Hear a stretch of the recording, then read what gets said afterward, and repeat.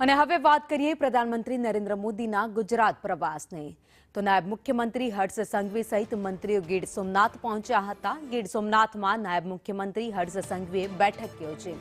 પ્રધાનમંત્રીના કાર્યક્રમને લઈને બેઠકમાં ચર્ચા કરવામાં આવી। સર્કિટ હાઉસ ખાતે બેઠકમાં તૈયારી અંગે માર્ગદર્શન પણ આપવામાં આવ્યું હતું। આગામી 2 દિવસમાં કામગીરી પૂર્ણ કરવા ખાસ સૂચના અપાઈ। તો પ્રધાનમંત્રીના પ્રવાસને લઈને જિલ્લા વહીવટી તંત્ર પણ અલર્ટ મોડમાં આવી ગયું છે। પ્રધાનમંત્રી ગુજરાત પ્રવાસે આવી રહ્યા છે ત્યારે અલગ અલગ કાર્યક્રમો યોજાશે જેમાં તેઓ હાજરી આપશે। વધુ અપડેટ સાથે સંવાદદાતા રાકેશ પરડવા અમારી સાથે જોડાઈ ગયા છે।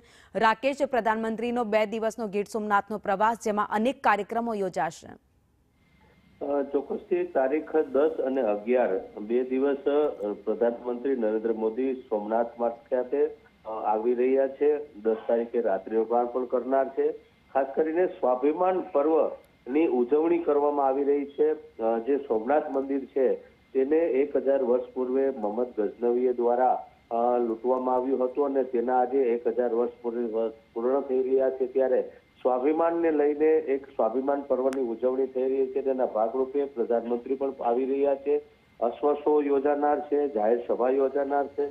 આ તમામ કાર્યક્રમોને લઈને જે નાયબ મુખ્યમંત્રી હર્ષ સંઘવી સહિતના જો મંત્રીમંડળ છે તે ગઈકાલે સોમનાથ ખાતે કેમ્પ કર્યો હતો। અગ્ર સચિવો પણ જોડાયા હતા। હર્ષ સંઘવીએ શીર્ષ અધિકારીઓ સાથે બેઠક યોજી વ્યવસ્થાઓ અને તૈયારીઓની સમીક્ષા કરી છે અને કોઈ ચૂક ન રહી જાય અને સુચારું આયોજન થાય તે માટેની સૂચનાઓ આપી હતી। જી, આભાર માહિતી માટે।